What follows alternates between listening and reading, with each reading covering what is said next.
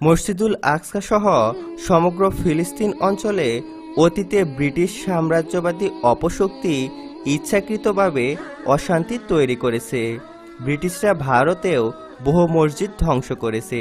সেই সাথে তৎকালীন সময়ে ভারতের সবচেয়ে বড় মসজিদ দিল্লি জামে মসজিদকে তারা সামরিক বাহিনীর ব্যারাকে পরিণত করেছিল।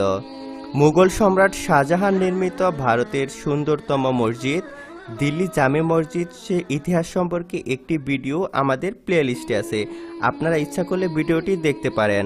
আপনাদের সুবিধার্থে ভিডিওটি আই বাটন এবং ডেসক্রিপশনেও দেওয়া হলো। ভিডিওটি ভালো লাগলে একটি লাইক দিন, আপনার মতামত কমেন্টে জানান। আপনি আমাদের চ্যানেলে নতুন হলে আমাদের অন্য ভিডিওগুলো দেখতে থাকুন।